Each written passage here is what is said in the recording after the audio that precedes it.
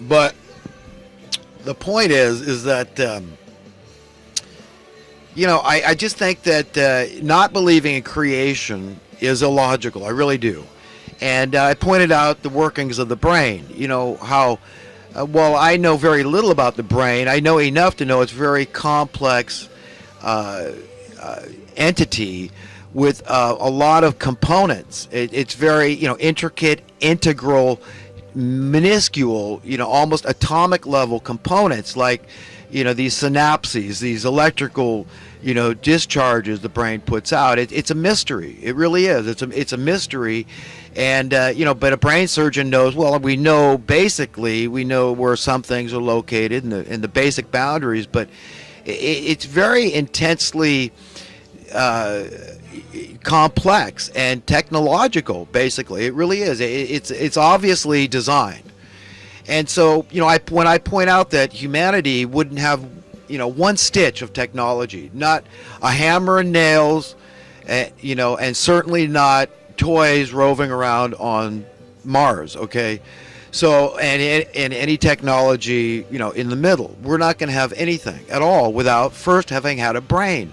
We have an imagination, our thought processes, and it's a mystery, and it's invisible.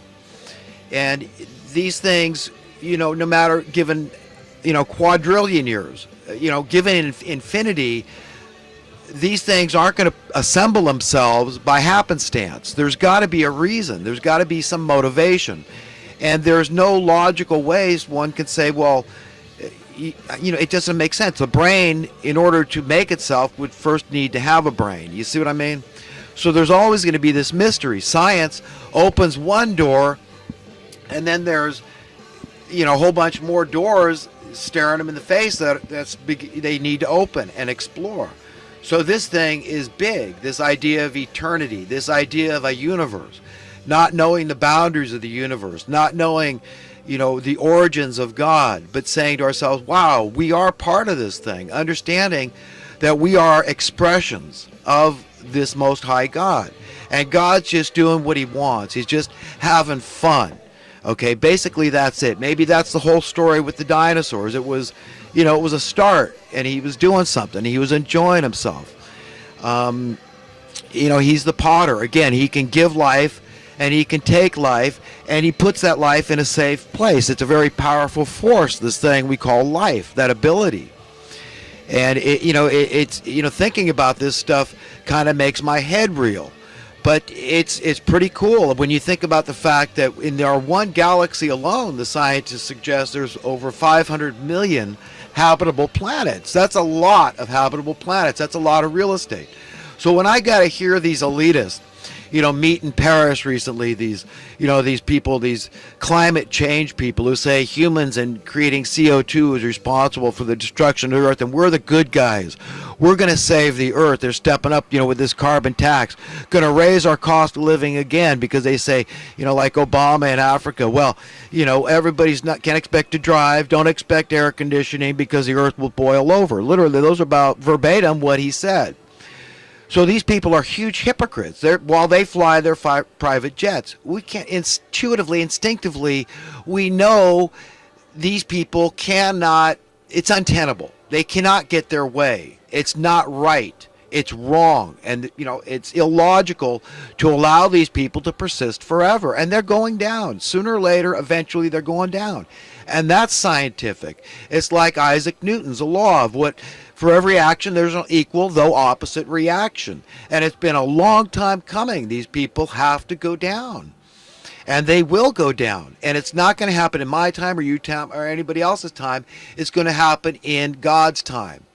Okay, this higher, more powerful force for good. We literally need God's help at this point. We need these higher beings that's talked about in the Bible, these angels. These are the ones that, this is how God puts his foot down on earth, is through these higher beings with more power. They cannot be threatened. They cannot be destroyed. And, human weaponry has no effect on them. And in God's time, he's going to put his foot down. It talks about this in the book of Revelation, how God has been filling this cup with the fury, the beautiful fury, I might add, of his righteous indignation, just like a human being that is righteously indignant. It's no fun. It's agonizing. Who wants to walk around angry, frustrated, and indignant? Just like, parents, when your kids are misbehaving.